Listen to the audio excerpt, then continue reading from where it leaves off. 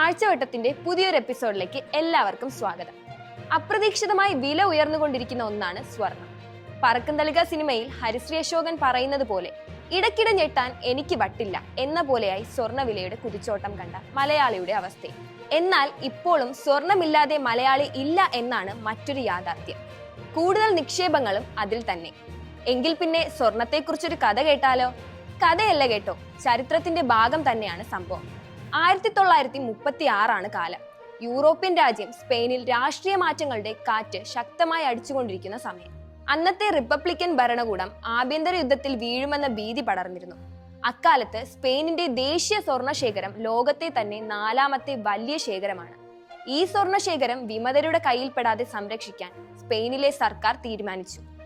ആദ്യഘട്ടമായി സ്പെയിനിലെ കാർത്തജിന എന്ന സ്ഥലത്താണ് സ്വർണം എത്തിച്ചത്. എന്നാൽ സോവിയറ്റ് യൂണിയന്റെ സ്പെയിനിലെ പ്രതിനിധിയായ സ്റ്റേഷ്യേവിസ്കി സ്വർണം സ്പെയിനിൽ നിന്ന് വെളിയിൽ കൊണ്ടുപോകാൻ സ്പെയിനിലെ ധനമന്ത്രിയെ ഉപദേശിച്ചു. അതീവ രഹസ്യമായി കെയ്ൻ, നേവ, വോൾഗാലസ്, കുസ്ക് എന്നീ കപ്പലുകളിൽ സ്വർണം കയറ്റി അന്നത്തെ സോവിയറ്റ് യൂണിയനിലെ ഒഡീസയിലേക്ക് കൊണ്ടുപോയി. ഇന്ന് ഈ നഗരം യുക്രൈനിന്റെ ഭാഗമാണ് കേട്ടോ. നാസി ജർമ്മനിയുടെ വ്യോമാക്രമണം പേടിച്ചായിരുന്നു ഈ കപ്പൽ യാത്ര. 3 ദിവസം എടുത്താണ് ഈ കപ്പലുകളിലേക്ക് സ്വർണം കയറ്റി എന്നതു തന്നെ സ്വർണത്തിന്റെ അളവ് സൂചിപ്പിക്കുന്നു. 510 ടൺ ഭാരമുള്ളതായിരുന്നു ഈ സ്വർണം. സ്പെയിനിന്റെ മൊത്തം ദേശീയ കരുത്തൽ സ്വർണത്തിന്റെ നല്ലൊരു ഭാഗവും ഇങ്ങനെ സോവിയറ്റ് യൂണിയനിലേക്ക് കൊണ്ടുപോയി, ബാക്കി ഫ്രാൻസിലേക്ക്.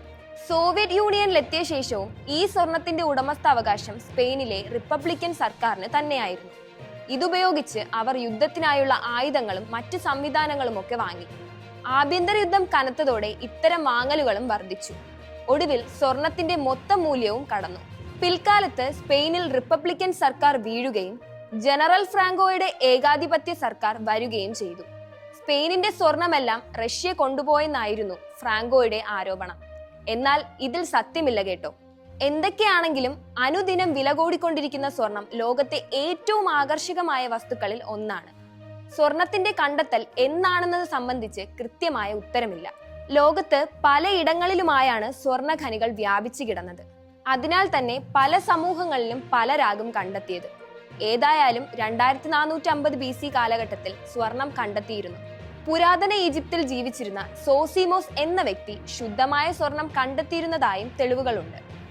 ഈജിപ്തുകാർ സ്വർണം ഉപയോഗിച്ച് ആഭരണങ്ങൾ ഉണ്ടാക്കി. ഇന്ത്യയിൽ ആദിമ ജനസമൂഹമായ സിന്ധു നദീതട സംസ്കാരക്കാർ മുതലുള്ളവർ സ്വർണം ഉപയോഗിച്ചിരുന്നെന്നും കരുതപ്പെടുന്നു. സ്വർണ്ണ നാണയങ്ങൾ ആദ്യമായി ഉപയോഗിച്ചതും ഇന്ത്യയിലാണെന്ന് ചില വിദഗ്ധർ പറയുന്നു. USA കാലിഫോർണിയയിലും മറ്റും ഇടയ്ക്ക് സ്വർണം കണ്ടെത്തിയത് ആ രാജ്യത്തിന്റെ ചരിത്രത്തിലെ തന്നെ ഏറ്റവും വലിയ സംഭവങ്ങളിൽ ഒന്നാണ്.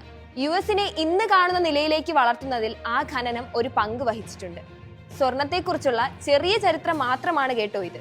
കൂടുതൽ വിവരങ്ങൾ പുറത്തു വരാൻ കാലങ്ങൾ എടുക്കുമെന്ന് ചുരുക്കം.